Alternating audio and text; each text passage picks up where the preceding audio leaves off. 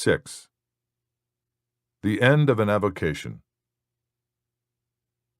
We went racing together many more times that year, and other years after I had worked in the early mornings, and Hadley enjoyed it, and sometimes she loved it. But it was not the climbs in the high mountain meadows above the last forest, nor nights coming home to the chalet, nor was it climbing with Chink, our best friend, over a high pass into new country. It was not really racing either. It was gambling on horses, but we called it racing. Racing never came between us. Only people could do that. But for a long time it stayed close to us like a demanding friend. That was a generous way to speak of it. I, the one who was so righteous about people and their destructiveness, tolerated this one that was the falsest, most beautiful, most exciting, vicious, and demanding because she could be profitable. To make it profitable was more than a full-time job, and I had no time for that. But I justified it to myself because I wrote it. Though in the end, when everything I had written was lost, there was only one racing story that was out in the mails that survived. I was going to races alone more now, and I was involved in them and getting too mixed up with them. I worked 2 tracks in their season when I could, Auteuil and Enghien. It took full-time work to try to handicap intelligently, and you could make no money that way. That was just how it worked out on paper. You could buy a paper that gave you that. You had to watch a jumping race from the top of the stands at Auteuil, and it was a fast climb up to see what each horse did, and see the horse that might have won and did not, and see why, or at least how, or maybe how he did not do what he could have done. You watched the prices and all the shifts of odds each time a horse you were following would start, and you had to know how he was working, and finally get to know when the stable would try with him. He always might be beaten when he tried, but you should know by then what his chances were. It was hard work, but at Auteuil it was beautiful to watch each day they raced when you could be there and see the honest races with the great horses. And you got to know the course as well as any place you had ever known. You knew many people, finally, jockeys and trainers and owners, and too many horses and too many things. You only, in principle, bet when you had a horse to bet on, but you sometimes found horses that nobody believed in except the men who trained and rode them, that won race after race with you betting on them. You had to follow it very closely to really know anything. I stopped finally because it took too much time. I was getting too involved, and I knew too much about what went on at Enghien and at the flat racing tracks, too. When I stopped working on the races, I was glad, but it left an emptiness. By then, I knew that everything good and bad left an emptiness when it stopped. But if it was bad, the emptiness filled up by itself. If it was good, you could only fill it up by finding something better. I put the racing capital back into the general funds, and I felt relaxed and good. The day I gave up racing, I went over to the other side of the river and met my friend Mike Ward at the travel desk in the Guaranteed Trust, which was then at the corner of the Rue des Italiens on the Boulevard des Italiens.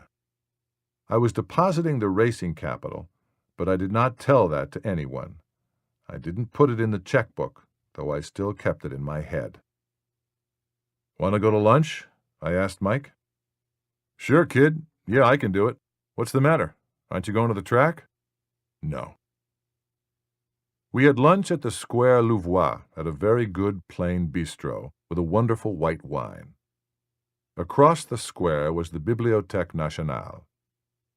"You never went to the track much, Mike," I said. "No, not for quite a long time." "Why did you lay off it?" "I don't know," Mike said. "Yes, sure I do.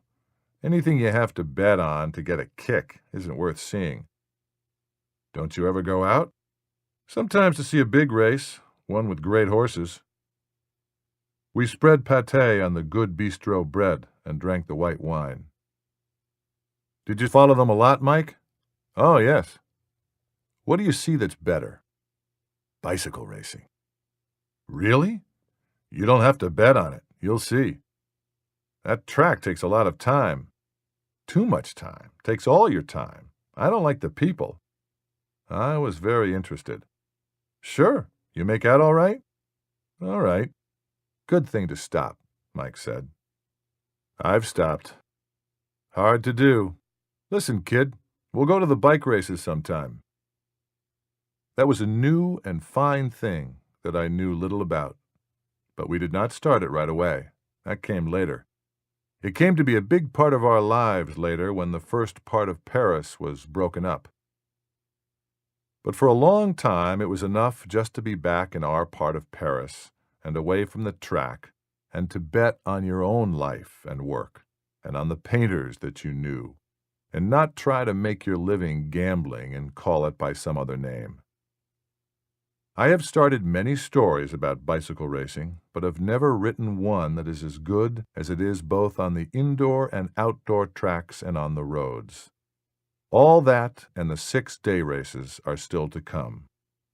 But I will get the Velodrome d'Hiver with the smoky light of the afternoon and the high-banked wooden track and the whirring sound the tires made on the wood as the riders passed, the effort and the tactics as the riders climbed and plunged, each one a part of his machine. I will get the magic of the demi-fond, the noise of the motors with their rollers set out behind them that the entraîneurs rode, wearing their heavy crash helmets and leaning backward in their ponderous leather suits to shelter the riders who followed them from the air resistance.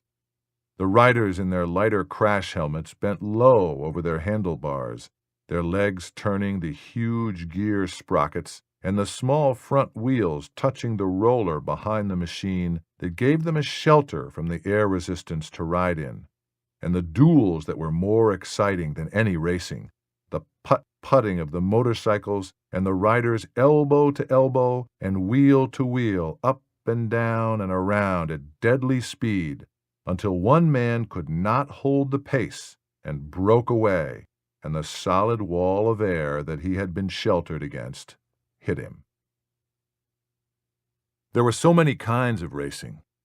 The straight sprints raced in heats or in match races, where the two riders would balance for long seconds on their machines for the advantage of making the other rider take the lead, and then the slow circling and the final plunge into the driving purity of speed. There were the programs of the team races of 2 hours, with a series of pure sprints in their heats to fill the afternoon. The lonely absolute speed events of one man racing an hour against the clock. The terribly dangerous and beautiful races of 100 kilometers on the big banked wooden 500-meter bowl of the Stade Buffalo. The outdoor stadium at Montrouge where they raced behind big motorcycles. Linard, the great Belgian champion that they called the Sioux for his profile, dropping his head to suck up cherry brandy from a rubber tube that connected with a hot water bottle under his racing shirt when he needed it toward the end, as he increased his savage speed. And the championships of France behind big motors of the 660-meter cement track of the Parc du Prince near Auteuil, the wickedest track of all, where Pauline and I saw that great rider Gannet fall and heard his skull crumple under the crash helmet as you crack an hard-boiled egg against a stone to peel it on a picnic. I must write the strange world of the 6-day races and the marvels of the road racing in the mountains.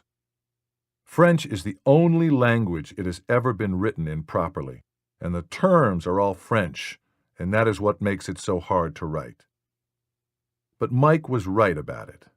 There is no need to bet, and it comes at another time in Paris.